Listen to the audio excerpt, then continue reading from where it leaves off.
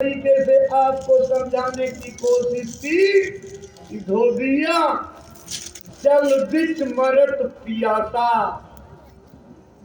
आप अमृत के खजाने पर बैठे हुए हो, लेकिन उसकी खोज बाहर कर रहे हो।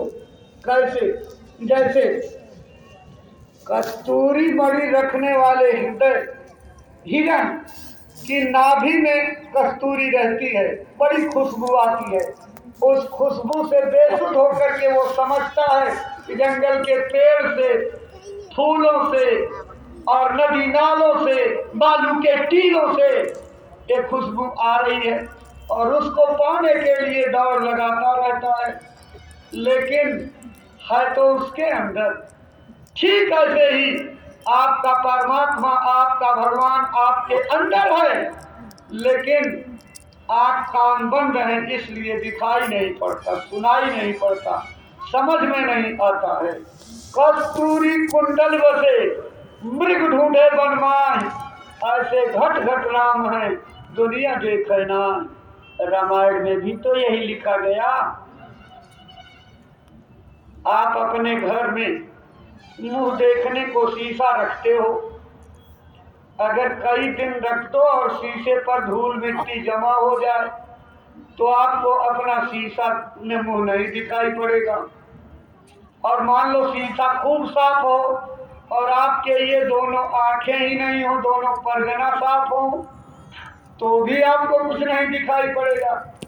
दोनों में से एक कमी हो तो अपना चेहरा आप शीशे में नहीं देख सकते हो।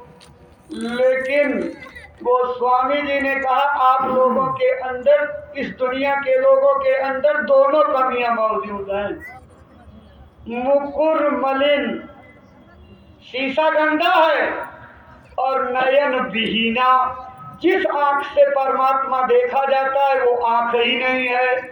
तो राम रूप देखं किम दीना, भगवान के रूप का दर्शन कैसे करोगे जब आपको भगवान को देखने वाली आंख यानी दीदा ही बंद है, तो कैसे देखोगे? इसलिए महात्माओं ने अपनी वाणियों में जो कुछ कहा वो अपनी आंखों से देख करके कहा, और हम तर्क वितर्क करते हैं किताबों को पढ़ करके। अंत में मजबूर हो करके कबीर साहब को कहना पड़ा, तू कहता कागज की लेखी और मैं कहता आंखन की देखी। दादू साहब ने भी इसी बात को कहा, दादू देखा दीदा और सब कोई कहत सुनी जा, सब सुनी सुनाई बात कहते हैं, और दादू अपने दीदे को खोल करके, तीसरी आंख को खोल करके जो देखा वो बता रहा है। उन्होंने क्रिया बताई, हवा हिरस अंदर बस कीदा, तब ये दिल भया सीधा। ये दिल उल्टा है आपका, लेकिन जो सांस आपकी बाहर निकल करके जा रही है, इस सांस को रोक करके भीतर की ओर जब किया, हवा हिरस अंदर बस कीदा, तब ये दिल भया सीधा, तब इसका मुंह भगवान की तरफ हुआ। अष्ट कमल दल में दिग्दर्शन पाया खुद खुदीदा।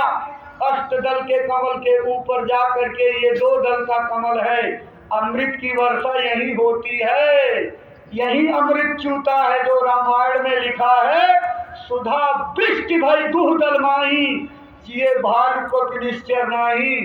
इसका अर्थ लोग कुछ लगा रहे हैं, जबकि ये आध्यात्मिक अर्थ नहीं है। यहाँ जो दो दल के कमल के ऊपर जीवात्मा बैठी हुई है, जिसको कंज कमल कहते हैं, भ्रिकुटी विलास कहते हैं, आज्ञा चक्र कहते हैं, इसी भ्रिकुटी विलास स्थान पर तीसरे तिल पर अमृत चू रहा है।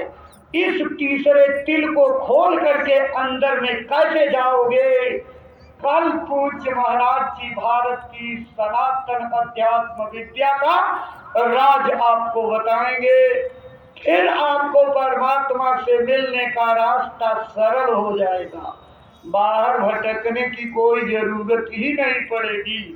बाहर जो लोग परमात्मा की खोज करते हैं, नदी में, नालों में, पेड़ में, पौधे में, पत्थरों में, मठों में, पुरियों में, किताबों में, ग्रंथों में, तमाम पूजा आराधनाओं में इसमें परमात्मा नहीं मिलेगा।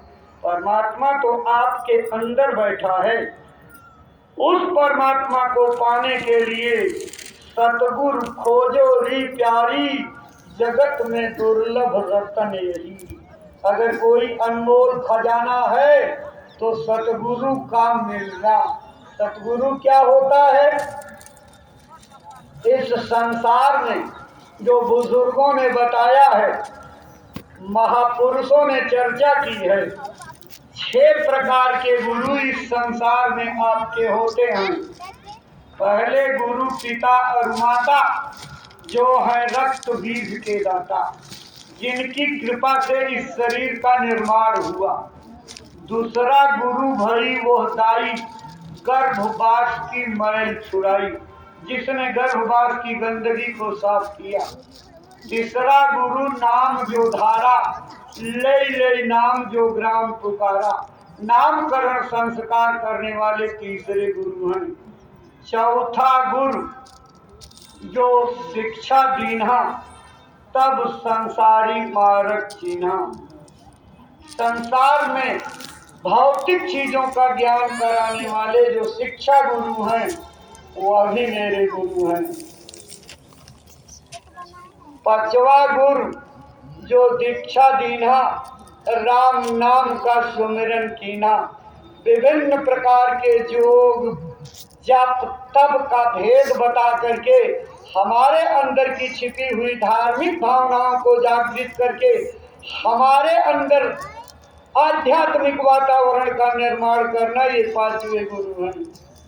छठवां गुरु भरम सब तोरा, ओंकार से नाता जोड़ा, यानी जो योग विद्या की विद्या बताते हैं, चाचरी भ्यूचरी खेचरी अगोचरी उन्मुनि प्राणायाम धोती देवली बस्ती, ये भारत की यौगिक विद्याएं हैं कुंडली जागरण की। इन क्रियाओं से जीवात्मा जाग करके अपने मुकाम तक ले जाई जाती है और आगे पहुंच करके एक मुकाम है जहां पर दूसरे लोग की आवाज आती है। दूसरा लोग वहां नहीं है, केवल तीसरे तिल के ऊपर पहुंचने पर उस मुकाम की आवाज आती है।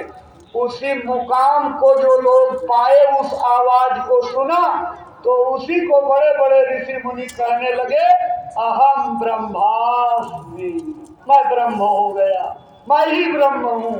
जबकि वो मंजिल अभी बहुत दूर है। एक एक मंजिलों पर एक एक कुंडली के जागरण में 20-20 हजार साल लगता था, तब जाकर के लोग एक मुकाम 2 मुकाम जाते थे, तीसरे चौथे तक कोई नहीं पहुंच पाते थे। जबकि 6 मुकाम आपके इस जीवात्मा तक पहुंचने के हैं। लोग गुदा चक्र से शुरू करते थे, लिंग चक्र, नाभि चक्र, हृदय चक्र, कंठ चक्र और अंत में आज्ञा चक्र पर पहुंचते थे। इसके पहुंचते पहुंचते शरीर पूरा हो जाता था। कोई कोई जो है वो गणेश से आगे बढ़े, विष्णु ब्रह्मा तक पहुंचे, विष्णु तक पहुंचे, शंकर तक कोई कोई पहुंचते थे। आद्या महाशक्ति तक तो कोई पहुंच ही नहीं पाते थे। इसलिए जब देखा कि आपकी उम्र कम हो गई, आपकी शक्ति कम हो गई, प्राणों की स्थिति बदल गई, आपकी सारी चेतना कमजोर पड़ती चली गई, तो महात्माओं ने जुगानुरूप साधना बदल दी। जब लाखों वर्ष उम्र होती थी, पूरे पेड़ की ऊंचाई के आदमी हुआ करते थे। एक बार बोई जाती थी, विपुल बार धरती काटी जाती थी। उस समय हड्डियों में प्राण रहते थे। मन की ताकत हाथी के समान बलवान थी, जिधर प्रवृत्ति चली जाए चली जाए। उस समय योग की साधना यानी प्राणायाम की क्रिया रखी गई थी। रामायण पढ़ते हो तो पढ़ लेना। सतयुग सब जोगी विज्ञानी, कर हरि ध्यान तरह भौकानी, भगवान का ध्यान करके और लोग पार हो जाया करते थे। लेकिन युग का परिवर्तन हुआ, त्रेता युग आया। आदमी की उम्र 10,000 साल, मन की ताकत घोड़े की तरह कमजोर हो गई, प्राण निकल करके खून में चले आए। जब तक खून नहीं सूखेगा प्राण मौजूद रहेंगे। उस समय आदमी 17.5 हाथ लंबे होते थे। धरती एक बार बोई जाती थी, 21 बार काटी जाती थी। ये मेरी मनगढ़ंत बात नहीं है, आपके पुराणों में सब लिखा हुआ है, उठा करके पढ़िए, लिखी पढ़ी चीज है, बिना प्रमाण के कोई चीज कहने नहीं आया हूँ। भाई बहनों, उस समय महात्माओं ने योग साधना को खारिज कर दिया कि अब सतयुग की साधना त्रेता में नहीं हो सकती है। त्रेता विविधि यज्ञ नर करही, प्रभु समर्पित कर्म भव तरही। त्रेता में लोग यज्ञ के द्वारा मुक्ति प्राप्त करते थे।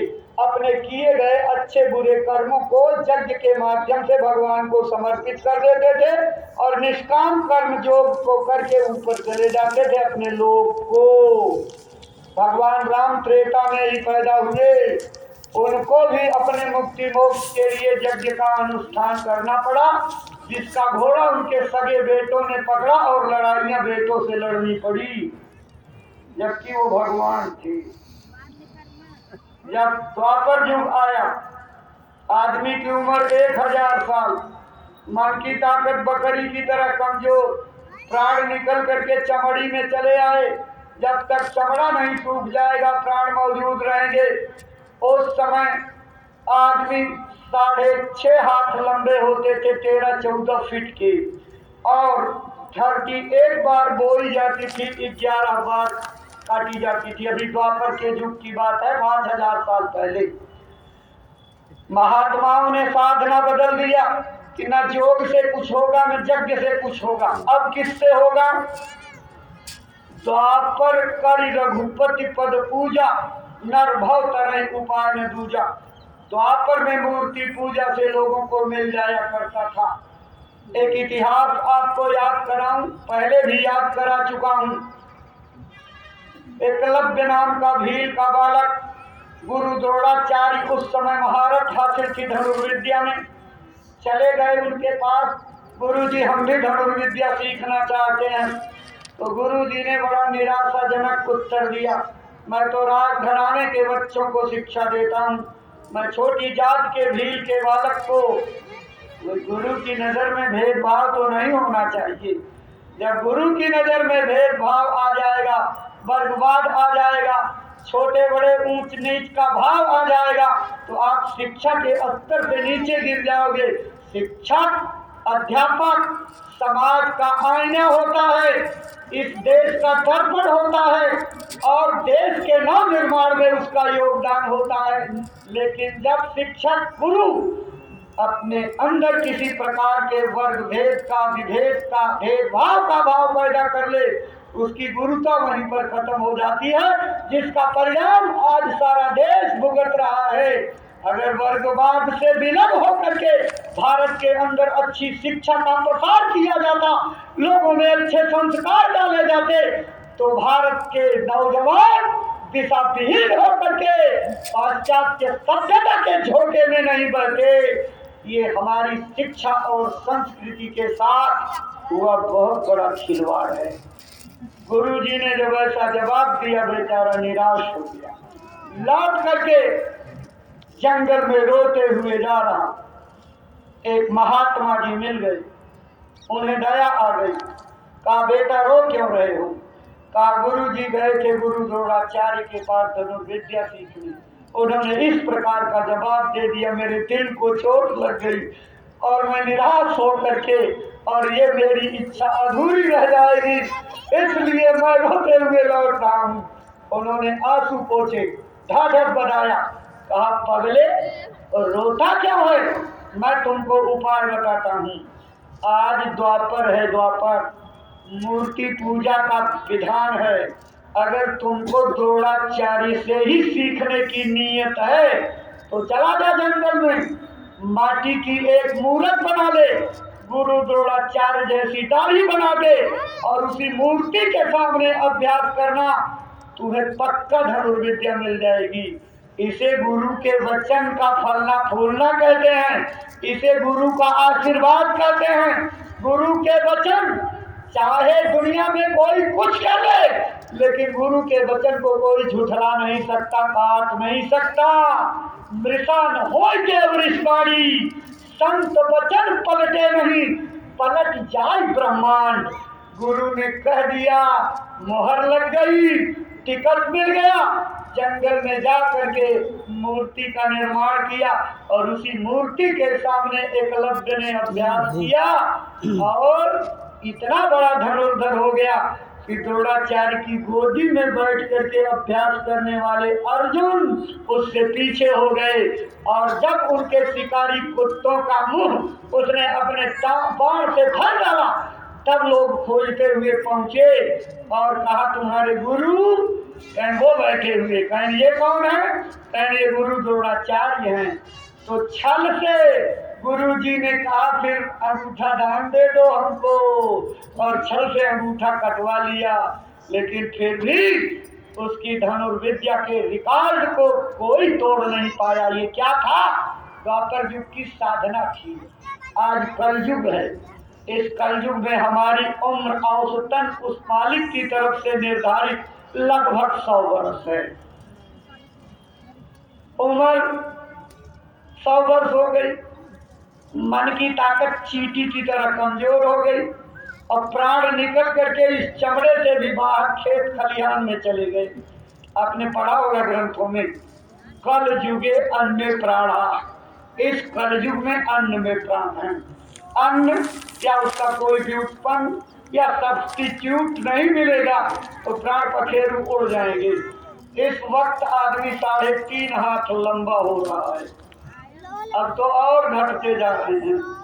अगर हाइब्रिड फसलें इसी तरह से बढ़ती रही और आदमी की ऊंचाई घटती रही तो कृष्ण भगवान ने जो भविष्यवाणी की है कि वर्ण संकरता का इतना गलत नतीजा समाज को भोगना पड़ेगा और फसलें इतने उच्च उन्नतशील हो जाएंगी कि चने की फलियों को तोड़ने के लिए लग्गी लगानी पड़ेगी। आएगा वर्ण संकरता, यही लेकर के जाएगी। अब महात्माओं ने सब खारिज कर दिया। मुझे दोष मत दीजिए, मैं आपकी साधना, पूजा पाठ, आराधना को कोई टिप्पणी नहीं करता, लेकिन जिस धर्म ग्रंथ को आप पढ़ते हो उसी धर्म ग्रंथ में ये लिखा हुआ और आप कहते हो हम इस ग्रंथ के उपासक हैं, उसी लिखी बात को नहीं मानते हो, कैसे उपासक माना जाए? कलयुग में सारे साधन खत्म कर दिए। कलयुग जोग यज्ञ नहीं जाना, एक आधार नाम गुनगाना। कलयुग में योग यज्ञ पूजा सब खत्म। दूसरी जगह लिखा है कृतयुग त्रेता द्वापर पूजा मठ और जोग, जो गति होई सो कलिहरि नाम ते पावै लोग।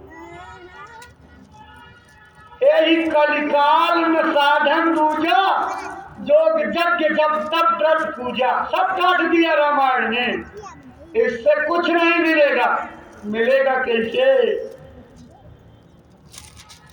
कलयुग केवल नाम आधारा, सुमेर सुमेर नर उतर ही पारा। अगर कलयुग में जीवात्मा को भव सागर पार ले जाना है तो नाम योग साधना करिए। वो नाम योग साधना क्या है वो विस्तार से कल महाराज जी बताएंगे। नाम योग साधना का मतलब उस शब्द को पकड़ना जिससे सूरत यहाँ आई हुई है। उस शब्द के पकड़े बिना आप भव सागर से पार नहीं जा सकते हो। वो शब्द पकड़ा कैसे जाएगा? वो शब्द सुनाई कैसे पड़ेगा? उस शब्द को पकड़ने का मार्ग क्या है? कल महाराज जी उसी विद्या का नाम दान देंगे। नाम दान का मतलब उस आवाज को पकड़ने की विद्या का महामंत्र कल पूज्य महाराज जी बताएंगे। एक एक बात को खूब अच्छी तरह से सुनना, खूब समझना, दिल दिमाग में बैठाना। ये है सारी जिंदगी की पूजा पाठ का फल आपको मिलने जा रहा है।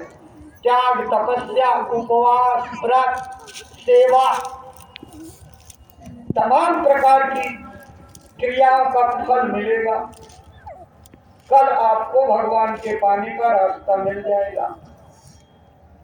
जब रास्ता मिल जाए तो आपको साधु नहीं बनना, घर द्वार छोड़ना नहीं है, जंगल में जाके कुटिया नहीं रमानी है। ये कभी का समय था, उस समय लोग बैरागी बन करके चले गए, उनको कुछ प्राप्त हो जाया करता था। लेकिन अब कलयुग में कुछ नहीं मिलेगा, क्योंकि हाकिमे वक्त का फरमान जारी हो गया। हाकिमे वक्त कौन होता है? वक्त का बादशाह, समय का संत सतगुरु, उनकी जबान वक्त का कानून होती है। हमारे हाकिमे वक्त वक्ते मुर्शिद परम पूज्य बाबा जय गुरुदेव जी महाराज ने अपनी जबान मुबारक से कह दिया, जो कोई अपने घर गृहस्थी को छोड़ करके, अपनी जिम्मेदारियों को छोड़ करके जंगल चला जाएगा, साधु बन जाएगा, उसे सपने में भी भगवान नहीं मिलेगा। वक्त का कानून हो गया। अब भगवान को पाना है तो गृहस्थी में लौटना पड़ेगा। गुरु महाराज ने तमाम गृहस्थों के दाढ़ी बाल बनवा करके गृहस्थ बना करके और उनको भजनानंदी बना दिया। और आज मन की खुराक के लोग दिखावटी साधु बनने की होड़ में लगे हुए हैं। हमारे अपने भी कुछ लोग हैं जो मन वांछित प्रतिष्ठा पाने के लोभ में और साधु बाबा कहलाने के लोभ में प्रणाम करे लोग हमको, इसके लोभ में अपने परमार्थ का सत्यानाश कर दे रहे हैं। दाढ़ी रखा लेते हैं, जानते हो दाढ़ी एक प्रकार से साधु का वेश है। आपके अंदर साधुता के गुण आए नहीं, किसी ने साधु समझ करके आपको प्रणाम कर लिया, इज्जत कर ली, और आप उसकी भावना के अनुसार कुछ दे नहीं सके, क्योंकि सब तो कचरा भरा हुआ, केवल दिखावटी आपके पास जो है ये है। तो कचरा भरा रहेगा तो दिखावटी दाढ़ी का जब देने लायक कोई चीज आपके वहीं रहेगी तो वहां तो उस वस्तु का, उसकी भावना का अपमान हो जाएगा, बहुत बड़ा बोझ लगता है। इसलिए गुरु महाराज ने कहा, वैसे लाल पीले गेरुआ वस्त्र को पहनने वालों के भी सम्मान की बात गुरु महाराज ने की। कभी लाल पीले गेरुआ वस्त्र को देख करके घृणा मत करना, कुछ कड़वा बात मत करना, निरादर मत करना। क्यों? क्योंकि वो महात्माओं की कफनी है। कफनी का मतलब जीते जी मरने का बाना पहन लेते हैं। अब वो तो रीति बन गई इस समय, लेकिन वास्तव में ये जीते जी मर करके और अपने ब्रह्मलोक में पहुंच करके लाल मंडल में वासा पाने की ये निशानी थी, जिसका इशारा कबीर साहब ने किया कि लाली मेरे लाल की जित देखो मैं लाल। इसी को कहा लाली मेरे लाल की जित देखो कितला। लाली देखन मैं गई, मैं भी हो गई लाल। ये वहाँ का मंडल है, ये विज्ञान है भारत का कि जो जिस मंडल का दर्शन करता है उसी मंडल के मालिक का स्वरूप हो जाता है। जिस मंडल में दर्शन करेगा उस मंडल के मालिक में मिल करके उसी का रूप हो जाएगा। उस मंडल के मालिक और उसमें कोई फर्क नहीं रहेगा। अगर फर्क हो जाए तो फिर साधना कोई चीज नहीं है, इसलिए फर्क नहीं होता है। तो जो परमात्मा को पाता है वो परमात्मा का रूप हो जाता है, फिर जीव और परमात्मा में कोई अंतर नहीं रह जाता है। तो भाई बहनों, कल आपको वो रास्ता पूज्य महाराज जी बता देंगे जिससे आप इस मानव तन को कामयाब कर सकते हो। एक तो साधु नहीं बनना, घर द्वार छोड़ना नहीं, अपनी गृहस्थी में रहना है, अपने काम को मेहनत, ईमानदारी और सच्चाई से करना है, बाल बच्चों की सेवा प्यार मोहब्बत से करना है। ये दोनों जिम्मेदारियां निभाने के बाद 1 घंटा 2 घंटा समय निकालो, वो तो आपके ऊपर है कितना समय निकाल पाते हो। जितना भी समय निकल पावे बैठ करके महाराज जी की बताई तरकीब से सुमिरन ध्यान भजन करो, आप देखो कि आपके अंदर का फाटक, अंदर का दरवाजा कैसे नहीं खुलता है। सब चीज की रचना, बाहर की सारी रचनाएं आपके अंदर भरी हुई हैं। सृष्टि का सारा रहस्य इसके अंदर छिपा हुआ है। लेकिन कब, जब आप साधना करोगे महाराज जी की बताई विधि से, तब आपको मिलेगा। इसलिए कल आपको वो रास्ता मिल जाएगा। जिन नए लोगों को आप लेकर के आए हो, उन नए लोगों को आप तैयार करके आगे बैठाना, ताकि वो अच्छी तरह से सुन लें। पुराने लोग आगे बैठने की जिद ना करेंगे। पुराने लोग जो पहले नामदान ले चुके, सत्संग सुन चुके, उनको तो खुद जो है ये समझना चाहिए कि हमारी सत्संग सुनने की रीति क्या है। अच्छे सत्संगी सत्संग को पपीहे की तरह पीने वाले वो दूर बैठते हैं। क्यों जानते हैं? महात्मा की निगाह जब उठती है तो पहले दूर पड़ जाती है, नजदीक वाले जो है खाली रह जाते हैं। आज तक इतना सहूर नहीं हमारे आया। हम आगे बैठने के लिए झगड़ते हैं, गेट पर धक्का मुक्की करते हैं। तो क्या आपको लाभ मिलेगा? लाभ मन की तरंग में बहने से नहीं, वचनों को पकड़ने से पड़ेगा। अगर आपने अपने गुरु के वचन को पकड़ करके अमल किया तो उसका लाभ मिलेगा। मनमानी करोगे, आदेश कट जाएगा, अवहेलना हो जाएगी, दोष लग जाएगा, भक्ति से पतन हो जाएगा। इसलिए वचनों को पकड़ने का काम करो। जो बात कही जाए उसको सुनो, समझो और अपने अंदर उतारो, तो आगे नए लोगों को बैठने दीजिएगा। और एक चीज फिर से दोहराई जा रही है, कल जब सत्संग में महाराज जी के आइएगा तो आप लोग अपने हाथों में जय गुरुदेव नाम का ध्वज ले आइएगा, झंडा। लेकिन एक बात आपको पहले भी हमने याद कराई थी, फिर से याद करा रहे हैं। ये जय गुरुदेव अखंड नाम है, इसमें कोई खंड नहीं है। जय अलग, गुरुदेव अलग नहीं है। ये जय गुरुदेव एक शब्द है, एक सूत्र है, एक निशाना है, एक मालिक है, एक स्वामी है, एक गुरु है। इसलिए वो जय गुरुदेव नाम का झंडा ले आइएगा जिसमें एक साथ जय गुरुदेव लिखा हो, विचार करिएगा। इसलिए जय गुरुदेव नाम के झंडे से किसी का हाथ खाली नहीं रहना चाहिए। ये झंडा लेकर के जब पूरे मैदान की भीड़ पूज्य महाराज जी को, उनके गुरु महाराज के चलाए जा रहे मिशन को आगे बढ़ाने के लिए दम भर करके संकल्प लोगे तो सारी दुनिया में आपका ये गुरु नाम का झंडा रोशन होगा। और अक्सर लोग आपके सत्संग समारोह की भीड़ों की नकल करके अपनी भीड़ बता देते, उसमें भी आपको फायदा होगा कि जय गुरुदेव के झंडे लगी भीड़ कोई अपनी नहीं बता पाएगा, कोई नकल नहीं कर पाएगा, इससे कोई अपनी प्रतिष्ठा को बढ़ा नहीं पाएगा। इसलिए सब लोग जय गुरुदेव नाम का झंडा लेकर के आइएगा।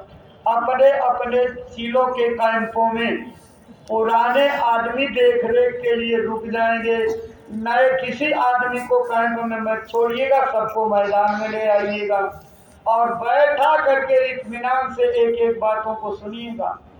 सत्संग के एक एक वचन ऐसे पिए जाते हैं जैसे अमृत पी रहे हो, और आप बैठे यहाँ, ध्यान दूसरी तरफ, चिंतन दूसरी तरफ, कहीं और आप कर रहे हो, तो फिर वो बैठने का सत्संग में कोई लाभ नहीं मिलेगा।